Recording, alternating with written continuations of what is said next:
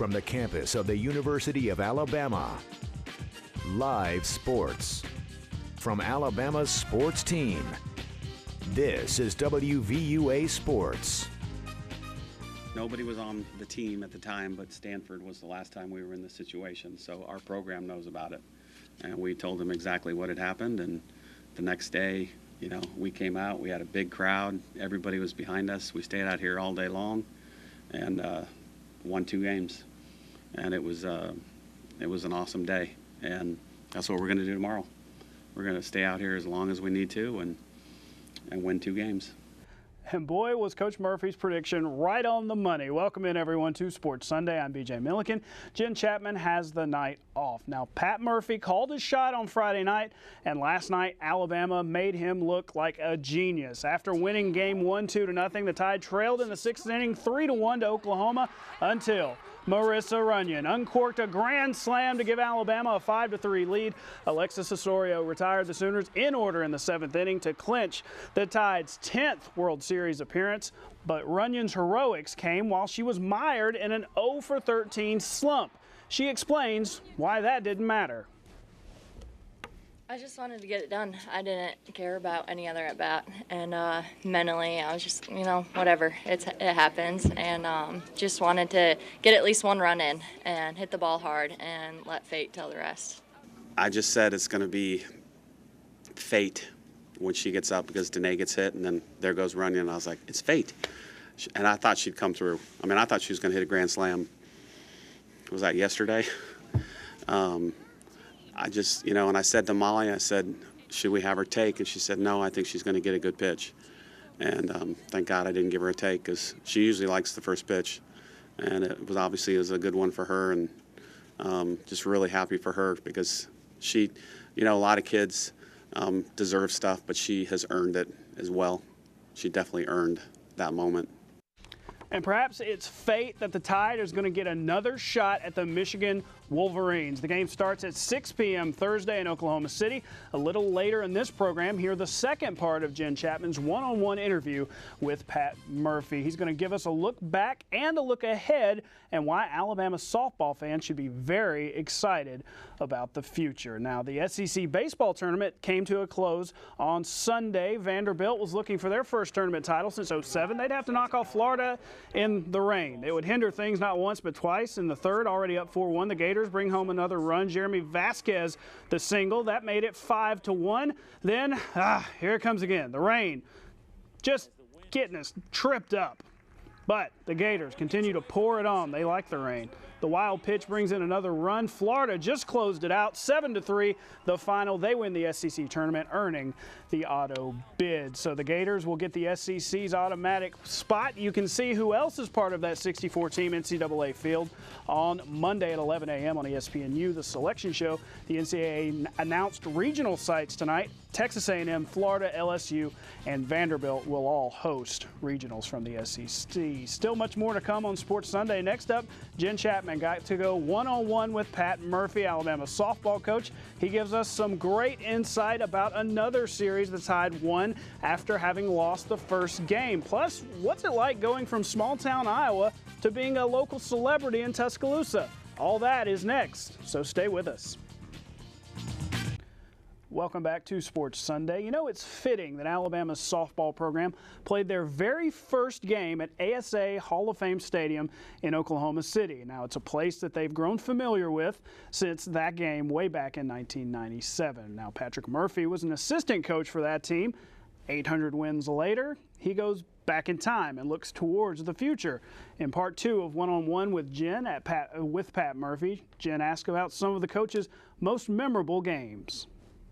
We had lost to Stanford in Super Regionals, and it was just played our worst game of the year, the first game, and we had to come back the next day and beat them twice.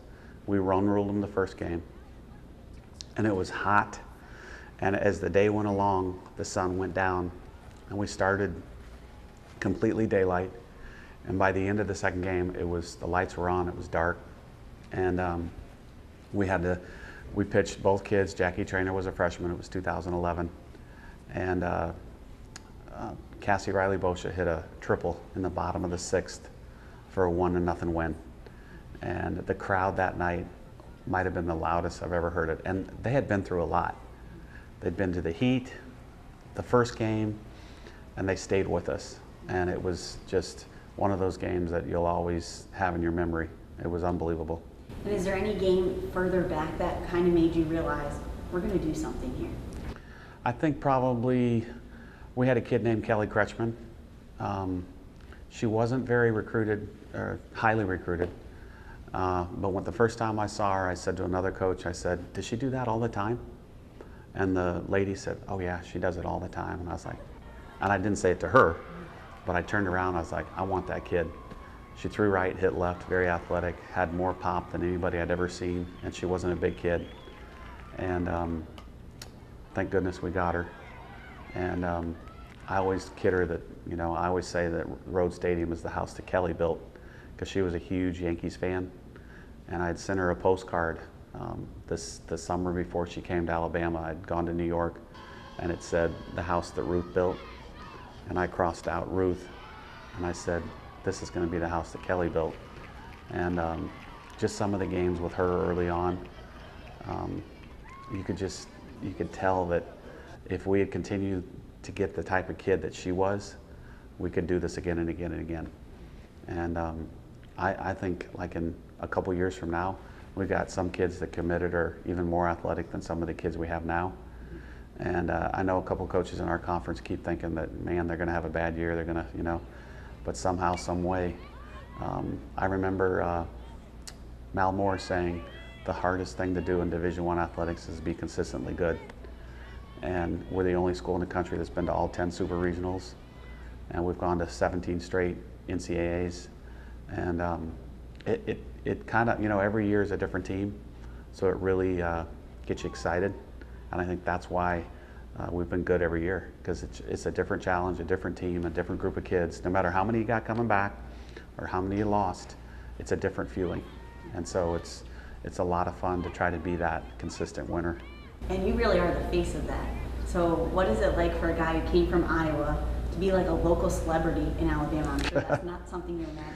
No, and it's, you know, I didn't play football here, obviously. I didn't know anybody. It was just really luck of the draw. You know, I applied to be the assistant. I got the assistant job the first 2 years. That summer, the head coach left. I got the job, and it was like, okay, we need to get going here. And I can remember after that first year, we did go to regionals, but we got shut out twice. And I said to myself, that's not going to happen again. And so that summer, I tried to work my butt off in anything and everything. And then the next year, we won 66 games, went to the World Series, finished 5th, and that's what got it started that second year. But I never, ever imagined, you know, being from Fayette, Iowa, born in Waterloo. Fayette is a population of about 962 people. There was 20 in my graduating class. I mean, it's about as small town as you can get. But, you know, this is very similar to Iowa, where it's a little slower. It's definitely not a urban area. You know, I don't think I could do it in a big city. And the other thing that's really, really cool about the state is there is no NFL, there's no MLB, there's no NBA. And the game in town is the University of Alabama, and that's what makes it so successful, and that's what makes all the fans so rabid about college sports here. And this whole athletic department, you guys are an all-star cast of coaches. So what is it like to go to work with great coaches in every sport? Well, just, you know, the floor in Coleman Coliseum, the 3rd floor, it's called Champions Hallway. And when we had Sarah, and now Dana's picking it up just like where Sarah left off. You had Sarah at one end, Mick Potter, Jay Sewell, you know, everybody down that hallway has won a national championship. And having Avery Johnson up there now too, I mean, he ups the ante big time. He's just one of my favorite people I've ever met. We loved Anthony and all his staff, but I think it's just going to be so much fun. And, you know, obviously football steers the ship, and Coach Saban has done an incredible job, but everybody else, it's really fun right now to be a coach, and I'm sure to be a student athlete at Alabama, because this to me is the golden age. Great stuff right there from Coach Murphy. Now you can see both parts of Jenn's interview right now on WVUA 23's Facebook page. More to come on Sports Sunday, including more than 1,000 miles of racing and our favorite things. Stay with us. We'll be right back. Back on Sports Sunday, a Memorial Day tribute at the Indy 500 today. We move ahead to 27 laps to go in the race. Whoa, a huge collision. 3 cars involved, all would be okay. 3 laps to go, and it's Juan Pablo Montoya. Passing willpower for the lead. He would hold on and earn his second Indy 500 victory. He gets to taste, he is psyched, look at him, and he gets to taste that sweet, sweet milk. Milk was a good choice. He even gave some to his kids. How about 600 more miles of racing at the Coca-Cola 600 in Charlotte? They were also honoring Memorial Day. And if there was a theme in this race, it was a lot of cautions. Try 7. Jimmy Johnson got caught up there, and then later in the race, Jimmy could not stay out of the pits.